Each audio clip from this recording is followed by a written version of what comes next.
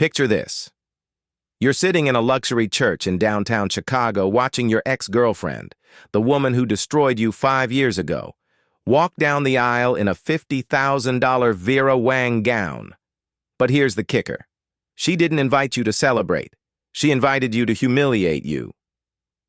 Vanessa George, now marrying Davies Colby III, heir to a pharmaceutical empire worth $800 million, sent you that cream and gold invitation with a handwritten note that read, "Thought you'd like to see what real success looks like, Josh. Hope you can afford the valet parking." And me? Josh Mathis, the guy she left when my tech startup collapsed? I showed up. But I didn't show up alone. I brought Regina, a homeless woman I'd met outside a Detroit shelter 3 weeks earlier.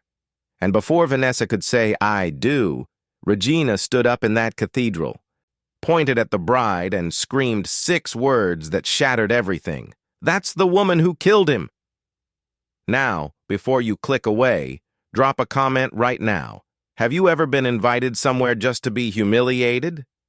Because what happened next will blow your mind. The room went silent. Davies' mother fainted. Vanessa's father, Senator Richard Hartwell, jumped from his seat. But Regina wasn't finished.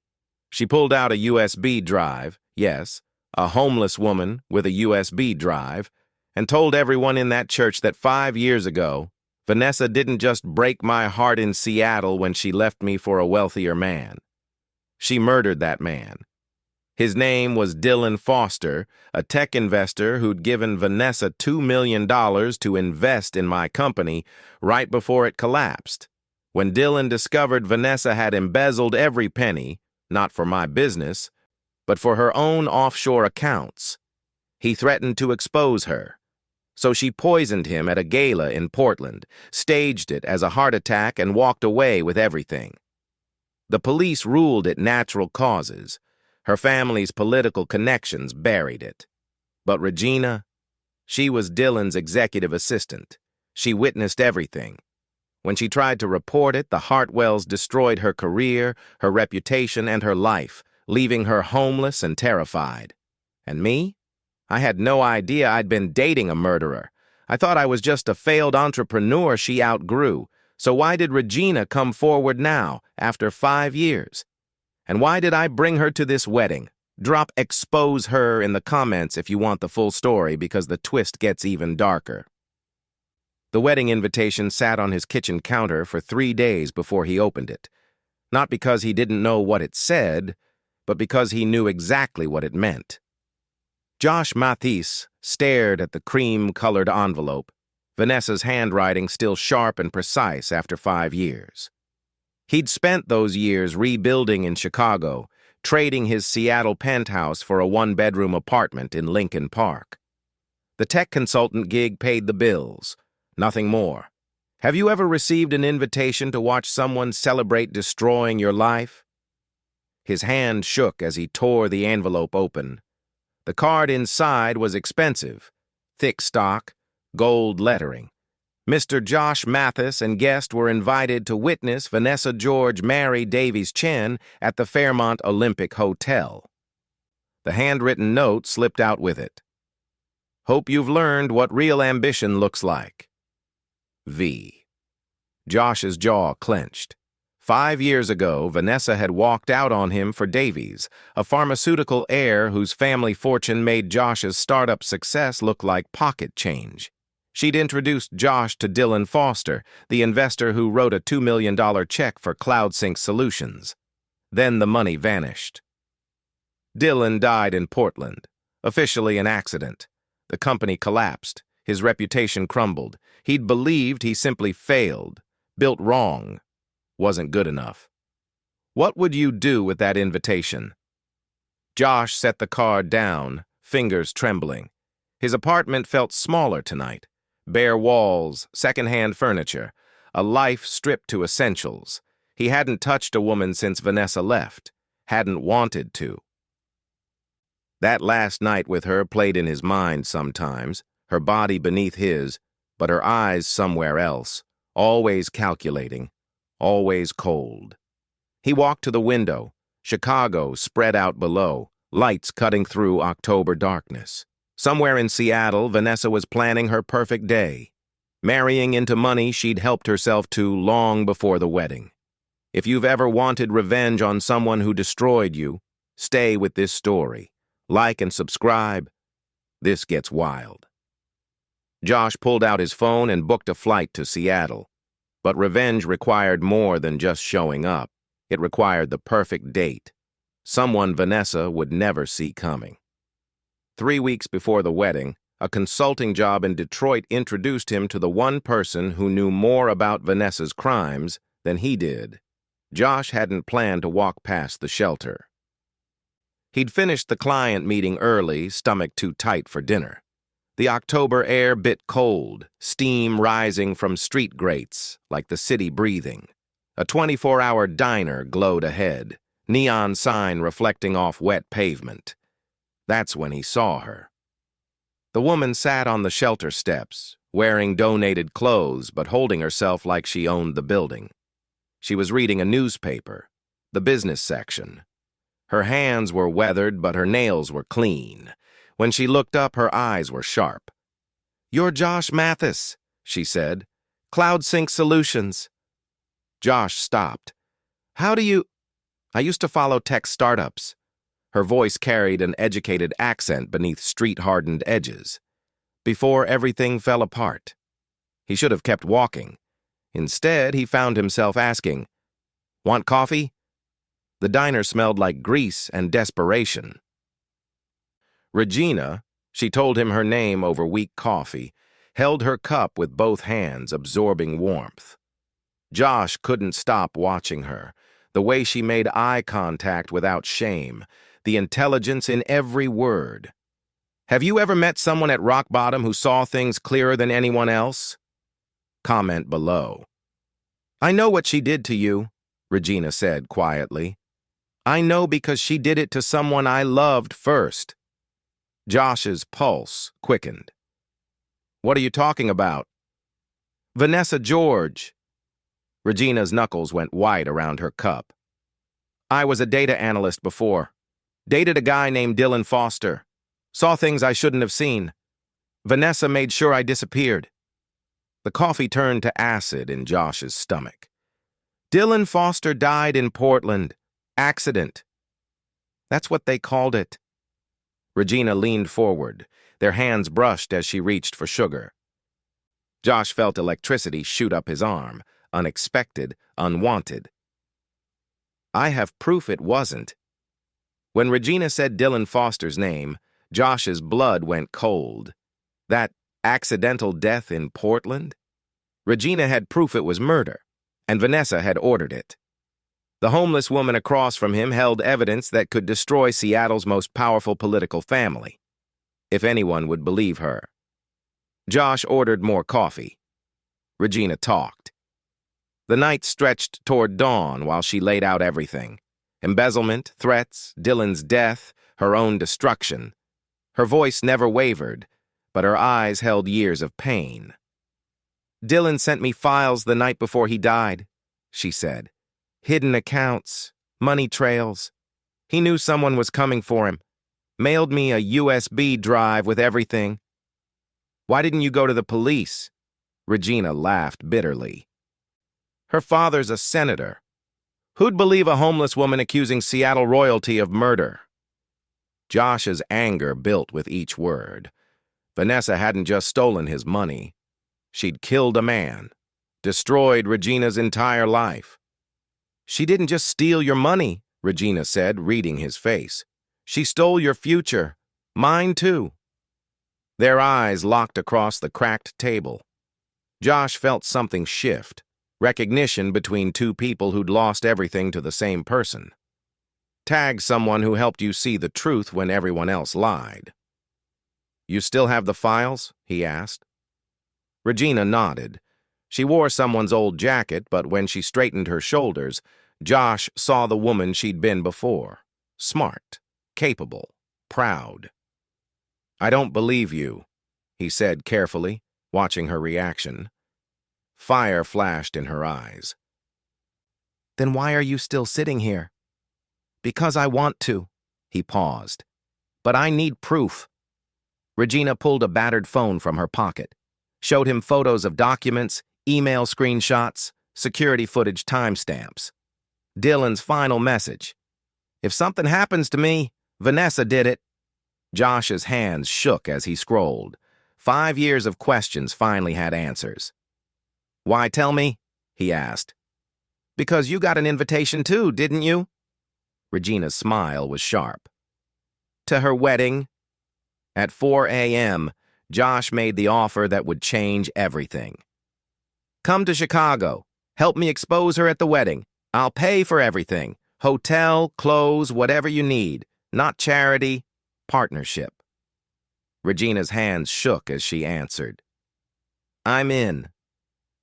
She checked into a Michigan Avenue hotel wearing shelter clothes and carrying everything she owned in a garbage bag. 2 weeks later, she'd remember what power felt like. Josh paid for the room without comment. Regina stood in the doorway, staring at the clean bed, the bathroom with actual hot water. Steam filled the space 30 minutes later. She stayed under the spray until her skin turned red. The shopping trip came next. Josh waited outside dressing rooms while Regina tried on clothes that actually fit. When she emerged in a navy dress, he looked up from his phone and forgot how to speak. You look... He couldn't finish the sentence. Like I didn't sleep on cardboard last night? Her tone was sharp, defensive. No. Josh stood, moving closer. You look like you again. His apartment reflected 5 years of emotional shutdown. Organized, sterile, empty. Regina's presence changed it somehow.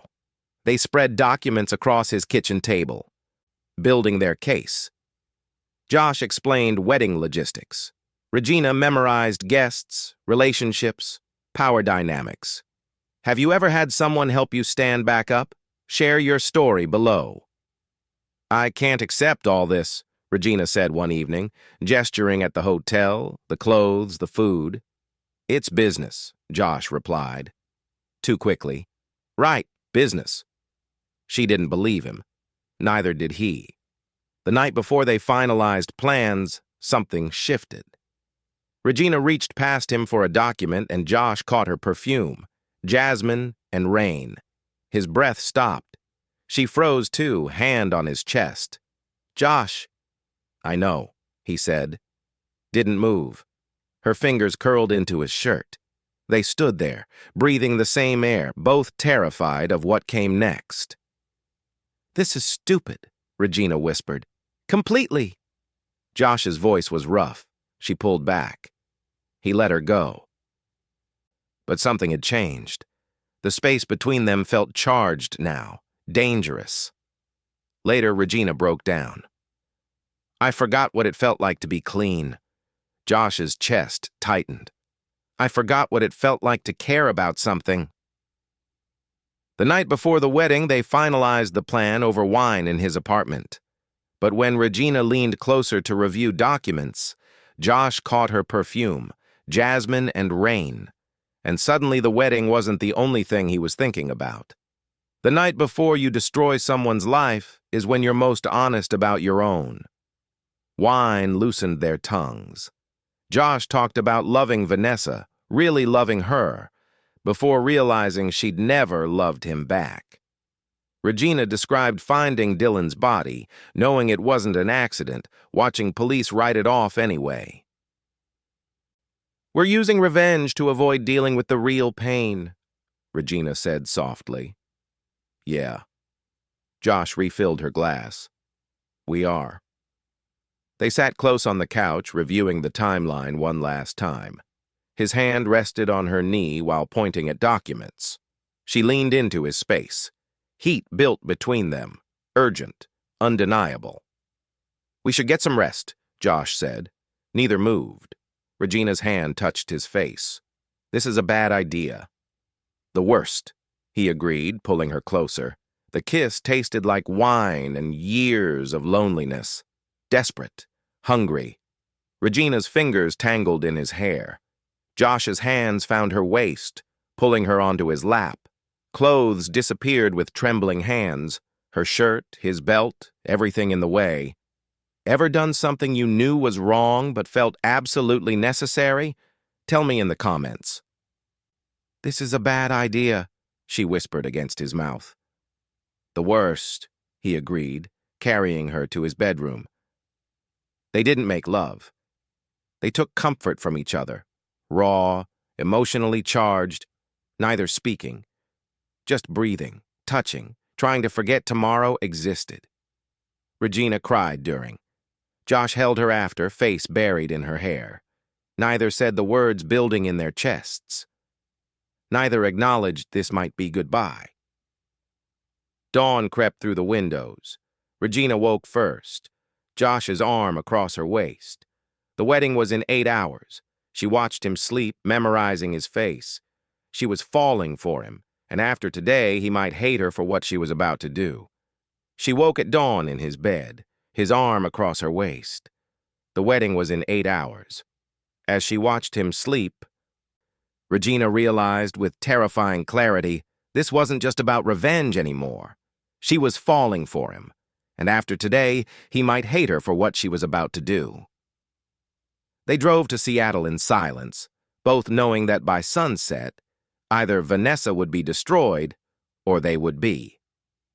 Rain streaked the windshield as the Seattle skyline came into view. Josh's hands gripped the wheel too tight. Regina watched the city approach, stomach churning. They'd left Chicago at dawn, 6 hours of highway and unspoken questions. At the hotel, they checked into separate rooms. Keeping up appearances, Josh showered in his room, hands shaking as he knotted his tie. The tuxedo felt like armor. In the mirror, he barely recognized himself. 5 years older, harder, ready for war. Regina's hands trembled while applying makeup. The evening gown Josh bought her was midnight blue, elegant, expensive. She looked at herself and saw a stranger, someone confident, powerful, not the woman who'd slept on cardboard 3 weeks ago. They met in the hallway. Josh's breath caught when he saw her.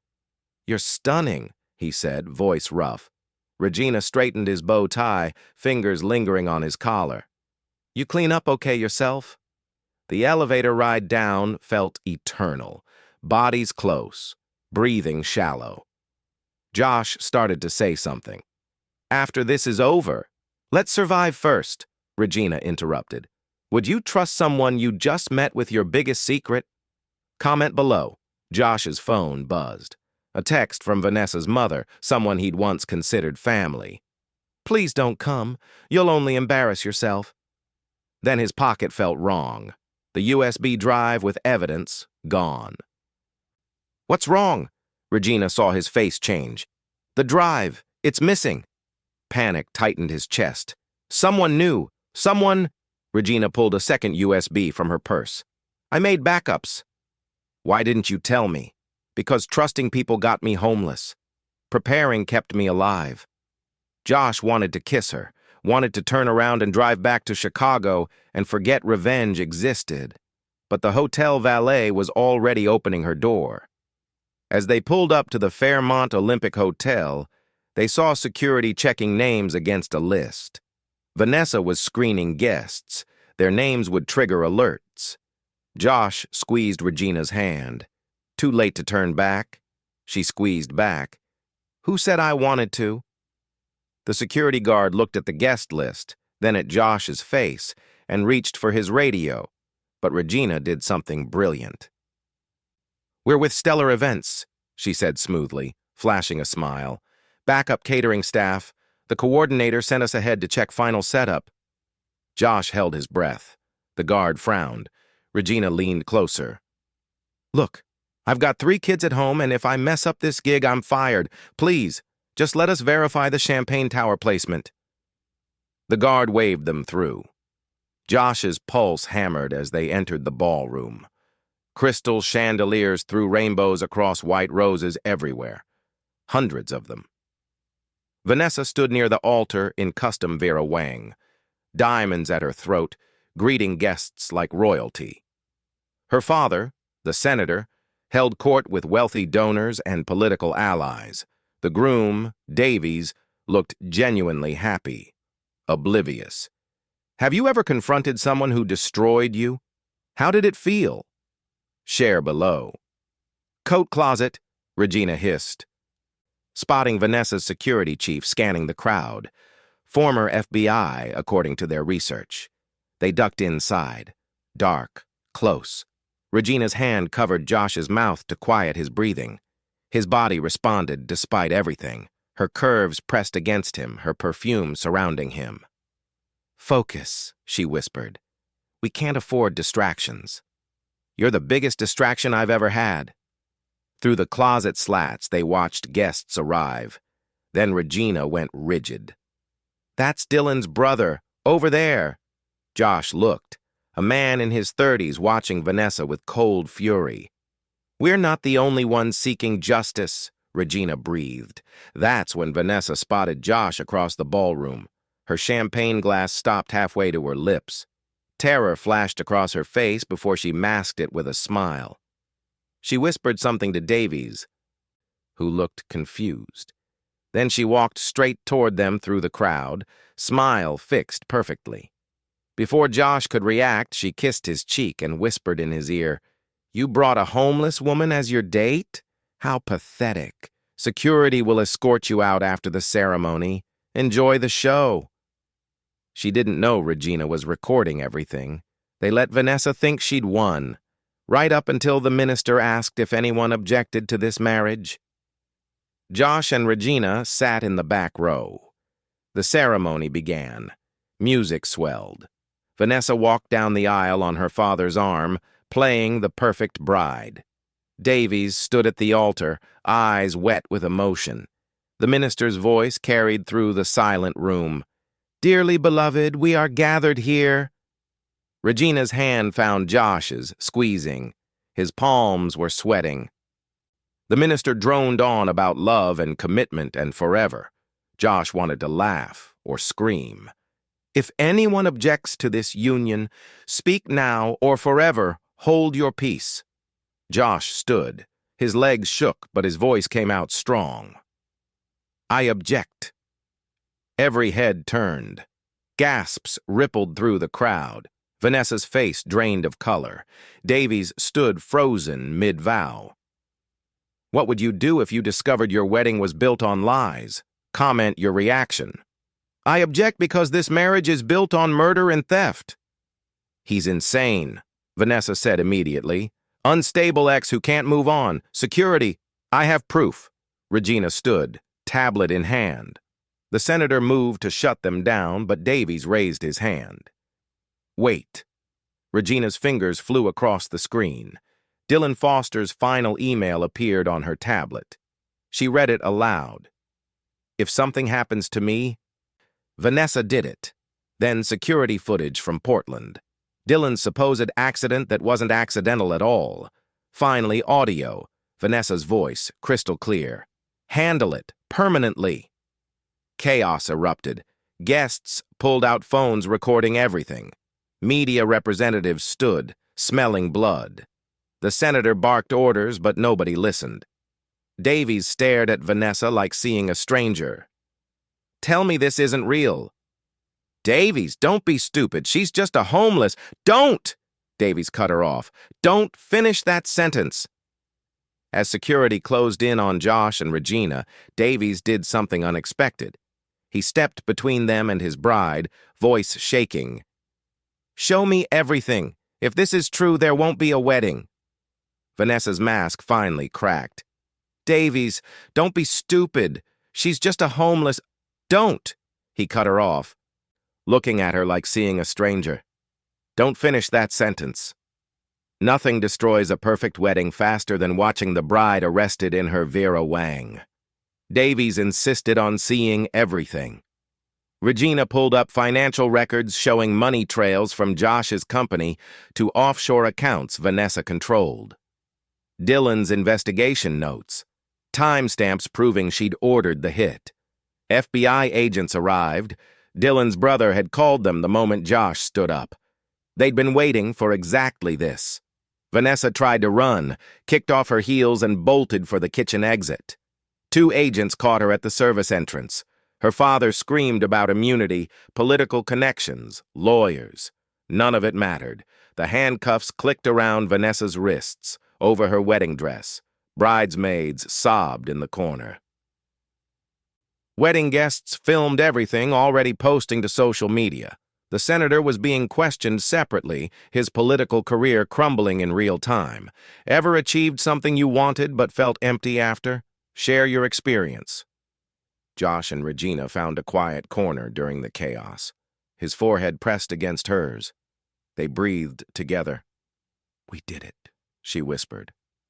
"Yeah." But something was wrong in his voice. Regina heard it. The hollowness.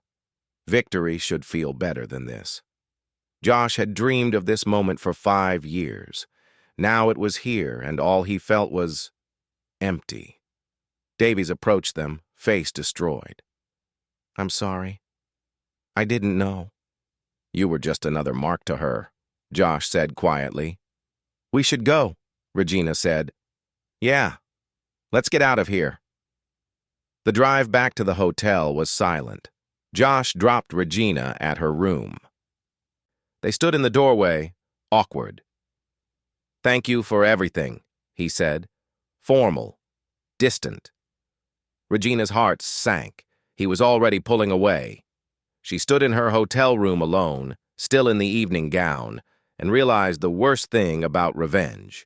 It ends. And when it ended, she'd be homeless again. Josh would return to his life, and what they'd had, whatever it was, would disappear like it never existed, unless she fought for it. She knocked on his hotel room door at 2 a.m. because some things can't wait until morning.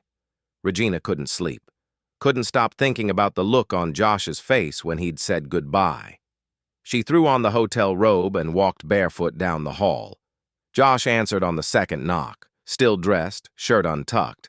A half-empty whiskey bottle sat on the table. Rain started falling outside, blurring the Seattle skyline through floor-to-ceiling windows. "Can't sleep either," he said.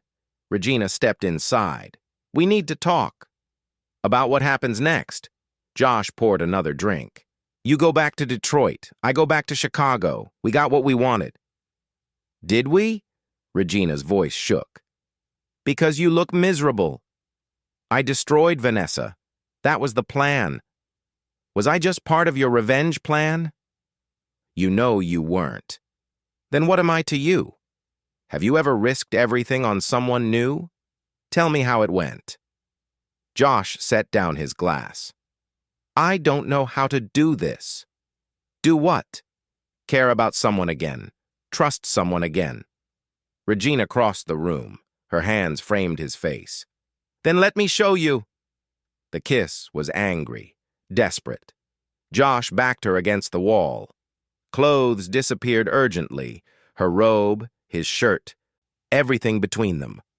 They made love like people drowning, clinging to each other because letting go meant being alone again. "I don't want you to disappear," Josh admitted afterward, both of them crying, releasing grief, fear, hope. "Then don't let me." His phone rang. News outlets wanting interviews. Josh ignored it all. "Come back to Chicago with me," he said. "Not for revenge, not for show, because I want you there." Regina kissed him. "Okay." As dawn broke over Seattle, they made a choice: rebuild together. But neither knew that Vanessa's father had already posted bail for her, and she was planning one final move, targeting the only thing that could hurt Josh now: Regina herself. Back in Chicago, they tried building a normal life, until anonymous threats started appearing under her hotel room door. 2 weeks after Seattle, Regina moved into Josh's apartment. They apartment hunted together on weekends, looking at small places in neighborhoods she liked. She interviewed for data analyst positions, her skills rusty but returning. Coffee became their morning ritual, Josh making it strong while Regina read job listings. Her toothbrush appeared in his bathroom. Her books lined his shelves. His place stopped feeling empty. How do you balance protection and partnership? Share your thoughts below. Then the first note slid under the door. You destroyed the wrong person. Regina found it while Josh was at work. Her hands shook reading it. She didn't tell him that night. Maybe it was nothing. Maybe someone with terrible handwriting and worse timing. The second note came with a photo, Regina leaving her job interview. Someone was following her. Josh hired private security immediately, Regina argued. I survive streets, she snapped. I can handle Vanessa. Not alone, not anymore. I'm not some damsel who needs... I know what you are. Josh's voice was raw. You're the strongest person I know. But Vanessa posted bail. Her father's using every connection he has. Let me help. Their mornings changed. Shower together became habit. Not just intimacy, but time alone before the day started. Dinner often ended with Regina on the kitchen counter, Josh between her legs, both laughing about burnt pasta. They were learning each other without urgency, playful instead of desperate. Then Regina's new employer called. Job offer rescinded, no explanation. Her apartment application was denied next. Credit score destroyed overnight. Identity theft, fraud claims, everything ruined. Josh's consulting clients started canceling, one by one, audits threatened, investigations promised, political pressure from Senator George grinding them down. Someone was erasing Regina's fresh start systematically. When Josh lost his third client in a week, they realized the truth. Vanessa wasn't just targeting Regina, she was destroying both of them. She watched Josh lose his second company in 5 years, and knew she was the reason. Again. Bills stacked on Josh's kitchen table. His laptop glowed late into the night, searching job boards that went nowhere. Senator George wielded power like a weapon, threatening audits, investigations, ruining reputations with whispers. Regina packed while Josh slept. Rain tapped against windows. She moved quietly, leaving a note on his pillow. You deserve better than what I bring to your life.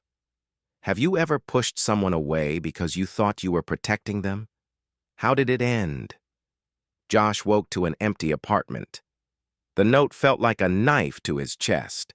He'd survived losing his company twice, survived Vanessa's betrayal, but losing Regina? That broke him. He found her in Detroit 3 days later, back at the shelter, choosing homelessness over destroying him. This is what I deserve, Regina said when he cornered her outside. Stop deciding what I deserve, Josh shot back. Rain poured down.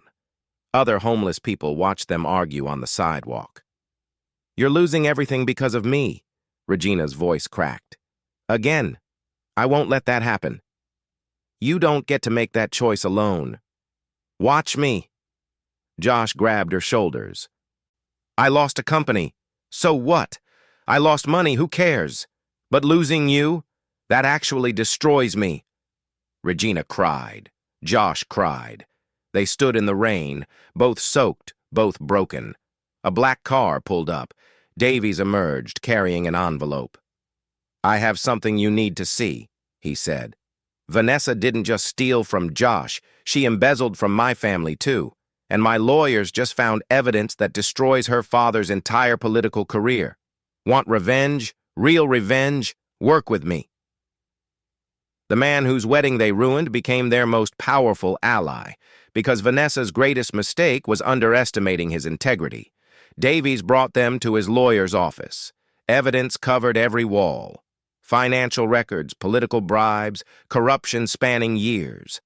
Vanessa hadn't just stolen from Josh and Davies. She'd helped her father embezzle millions from campaign funds. We can destroy them both, Davies said. Legally, permanently. But I need your testimony. Regina looked at Josh. Josh looked at Regina. What do we have to lose? She asked. The deposition took hours. Regina sat across from lawyers, answering questions about Dylan's death, Vanessa's threats, the embezzlement she witnessed. Her voice never wavered. She was powerful here, not a victim, a witness. What does real partnership look like to you? Share your definition below. Press conferences followed. Davies publicly backed them. News channels played footage of Senator George's corruption. Vanessa's assets froze. Federal investigations expanded. Josh's reputation cleared. Job offers returned. That night in a hotel room Davies provided, Josh and Regina reconnected. Slowly, gently. "I'm sorry I left," she whispered. "I'm sorry I didn't make you feel like you could stay," he responded. They made love like people rebuilding trust, taking time, maintaining eye contact, her tears, his patience. "We're in this together," Josh demanded gently. "Say it." "Together," Regina agreed. Weeks later, after Regina testified at the grand jury, Josh found her in the courthouse hallway. Simple. Honest. "Marry me. Not because of revenge or justice, because I love you." Regina's shocked silence stretched forever. "Yes." They kissed. Reporters' cameras flashed. Neither saw Vanessa watching from a courtroom window. House arrest ankle monitor visible, burner phone in hand. She'd lost everything except one final card, and she was about to play it. Vanessa's father taught her that powerful people don't lose. They just change the game. She violated house arrest on a Tuesday night, broke into Josh's apartment. When they arrived home from dinner, she was waiting in the dark, knife in hand, makeup ruined from crying. "You destroyed everything," Vanessa said. Josh positioned himself between her and Regina. "You destroyed yourself." "I loved you." Vanessa's voice broke. "Before everything else, before the money, I actually loved you." "No," Josh said quietly. "You never let me love the real you." Vanessa's rage focused on Regina. "You were nothing. Homeless trash." Regina stepped forward. "I was invisible. That's not the same as nothing. You taught me that." Ever realize the person who hurt you doesn't deserve any more of your energy? Tell me that moment below. Police sirens wailed outside. FBI tactical team stormed in. Josh had triggered silent alarm when they entered. Vanessa dropped the knife, collapsed crying. Later, in an ambulance treating their minor injuries, Josh pulled Regina close. "Marry me tomorrow," he said against her lips. "Tonight," she countered. They laughed. "We should probably wait until we're not bleeding." Vanessa was sentenced. Embezzlement, conspiracy, attempted assault. Senator George resigned in disgrace. Davies' family recovered stolen funds and funded Josh's company resurrection as apology. Watching Vanessa led away, Josh felt nothing. "That's the point," Regina said. "She doesn't matter anymore." 6 months later, CloudSync 2.0 launched with Regina as COO. But the real launch happened on a rainy Thursday at City Hall, where they signed marriage papers with Davies as witness, choosing simplicity over spectacle, intimacy over image. As they left the courthouse married, Regina asked, "Think we're ready for normal life?" Neither knew the answer, but they were willing to find out. Normal life wasn't what they expected. It was better, messier, more real than any revenge fantasy. 1 year later, CloudSync thrived. Regina spoke at tech conferences, confident and respected. They kept their small Chicago apartment, choosing warmth over size, memories over luxury. Wedding photos covered the walls, simple ceremony, genuine smiles. They built a foundation for homeless populations, focusing on data skills training, Regina's passion. Davies sat on the board of directors. They taught part-time at community college. Life focused on purpose, not payback. Josh watched Regina present at a conference, still amazed she chose him. That night, they celebrated the product launch privately. Playful, comfortable intimacy of an established couple.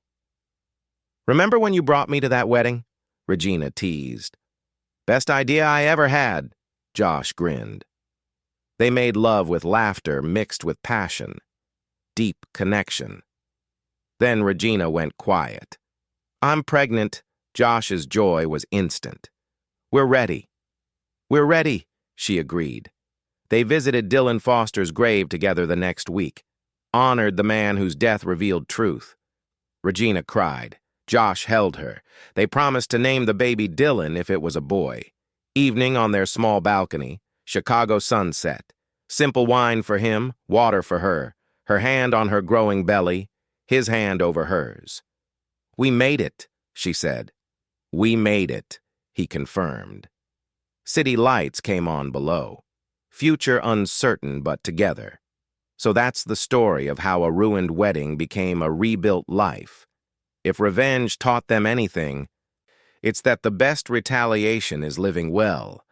Hit that like button if this story moved you. Subscribe for more stories of people who turned their breaking points into breakthroughs. And comment below, what would you have done in their place? Remember, justice isn't always about destroying your enemy. Sometimes it's about building something they can never take away. Share this with someone who needs to hear that revenge isn't the ending.